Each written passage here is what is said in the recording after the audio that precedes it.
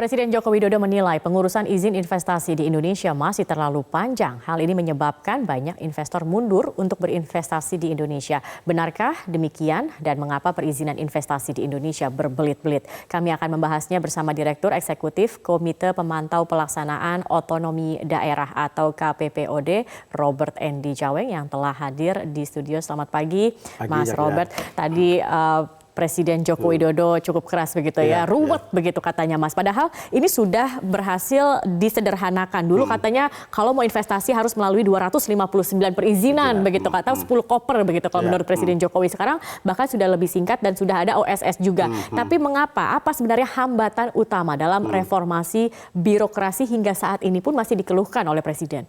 Ya, Jakia, kalau lihat prosesnya, kita sejak 2006 sudah melakukan proses reformasi birokrasi atau debirokratisasi lewat pembentukan PTSP, Pelayanan Terpadu Satu Pintu, yang kemudian 2018 kemarin itu diganti dengan OSS. OSS itu Online Single Submission.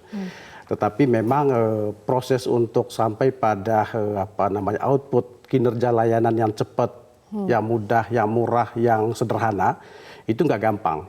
514 kabupaten kota dan 34 provinsi itu sesuatu yang tidak bisa hanya karena satu inisiasi, kemudian semua akan mengikuti itu. Nah, ada 3 tingkatan reform yang saya kira penting untuk dilihat ya. Pertama adalah sisi deregulasinya. Deregulasi itu soal jumlah izin. Republik ini bahkan satu provinsi itu bisa punya 300-an izin gitu ya. Itu sudah jumlah yang sangat banyak. Pertanyaannya memang apakah pemerintah daerah, provinsi yang bersangkutan butuh demikian banyak izin dan kemudian pelaku usaha untuk kemudian mengurus legalitas usahanya memang harus mengurus semua itu. Satu itu deregulasi. Kemudian kedua adalah isu debirokratisasi. Ini soal efisiensi bisnis proses. Dalam soal prosedur, dalam soal waktu, dalam soal biaya dan sebagainya itu masih panjang itu. Kemudian ketiga adalah tidak adanya dukungan platform digital agar membuat itu transparan dan lebih fleksibel dan praktikal untuk dijalankan. Nah, proses kita sejauh ini sudah 12 tahun reform perizinan. Memang untuk beberapa daerah harus saya katakan sudah punya kemajuan yang cukup berarti. Misalnya kemarin yang mendapatkan penghargaan di kegiatan ini adalah Kota Semarang misalnya, dan kemudian Provinsi Jawa Tengah itu memperkenalkan beberapa inovasi perizinan yang saya kira memang layak untuk menjadikan percontohan. Tetapi ini kan kasus beberapa daerah saja. Artinya ini masalah keinginan atau niat kemauan begitu kan? Niat, saya kira pertama-tama niat. Kalau izin itu dianggap sebagai instrumen untuk mendapatkan pendapatan asli daerah, meningkatkan PAD. Dan bahkan lebih buruk lagi kalau izin itu kemudian adalah cara untuk kemudian berburu rent seeking dan sebagainya.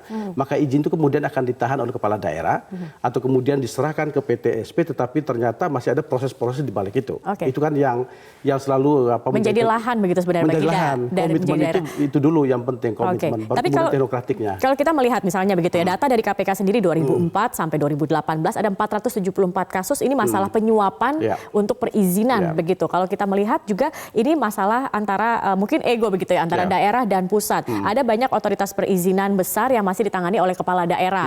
Kemudian izin-izin usaha kecil dilimpahkan ke Kemendagri atau BKPM begitu kan. Nah, ini bagaimana untuk misalnya antara daerah dan pusat juga bisa selaras, bisa bersinergi untuk masalah ini ada 2 tingkat perizinan. ini, Zakia ya. Satu adalah pusat dan daerah. Yang dengan OSS sekarang, daerah itu merasa bahwa yang dulu merupakan kewenangan mereka, sekarang sudah mulai pelan-pelan kok diurus di Jakarta lewat lembaga OSS. Ini kan jadi satu isu yang setahun ini menjadi sesuatu yang serius di tingkat pemerintah daerah begitu ya.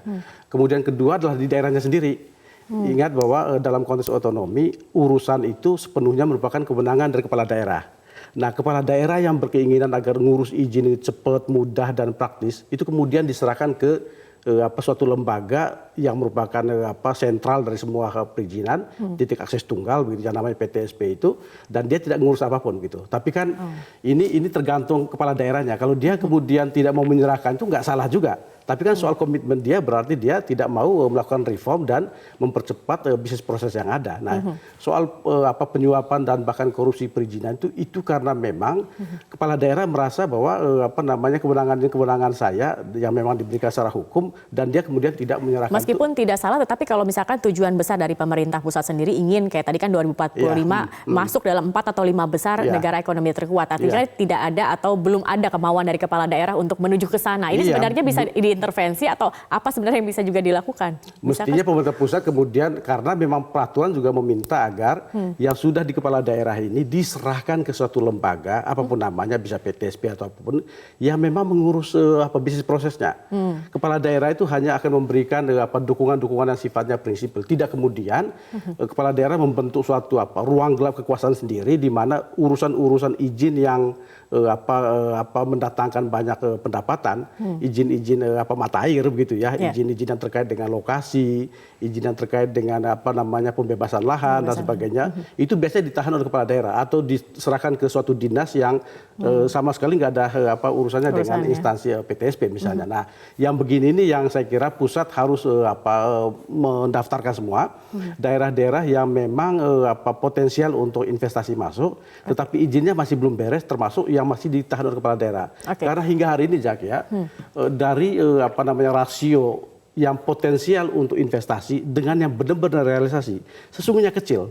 Berapa tidak persen? lebih dari 30%. Tidak lebih dari 30%, setengahnya pun tidak? Tidak lebih dari 30%. Jadi sekitar 28-30% gitu ya, berarti untuk PMA dan PMDN. Menjadi masalah yang sangat serius sebenarnya. Sangat serius. Jadi kita itu sebenarnya hanya investasi akan, tapi tidak terrealisasi karena kita tidak bisa mengkonversi itu menjadi suatu Mas Robert, tadi juga kalau kita lihat pernyataan dari Presiden Joko Widodo, hati-hati jangan kerja pakai pola-pola atau juga tradisi lama. Ini sebenarnya apa yang dimaksud pola-pola dan tradisi lama ini? Ya, rutinitas yang lama, pola-pola konvensional di mana izin itu diserahkan ke masing-masing sektor begitu ya, di masing-masing SKPD atau OPD, dinas apa, mengurus izin apa dan sebagainya, yang membuat kemudian pelaku usaha itu untuk mengurus satu izin, kalau misalnya tadi itu 259, itu kan jenis izinnya. Kita belum bicara berapa puluh instansi yang akan dia didatangi dan kemudian di dalamnya itu ada berapa loket lagi yang harus dia temui gitu. Jadi memang reformasi kelembagaan yang terkait dengan birokrasi perizinan ini menjadi kata kunci kalau kita mau berkompetisi.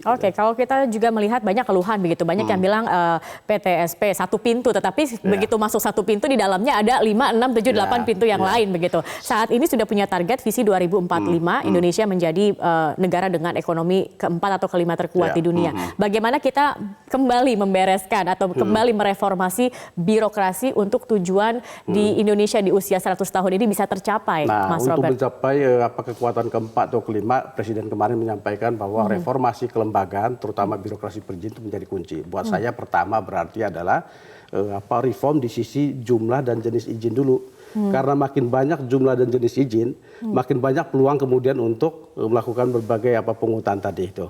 Dan apapun reform di sisi tata laksananya, bisnis prosesnya, kalau yang diurus masih 259, orang masih kemudian merasa ini tidak efisien. Itu satu. Jadi memang dan membutuhkan waktu yang lama sekali itu kan. Dan ini Pak Zakia, itu tidak semata di daerah sesungguhnya.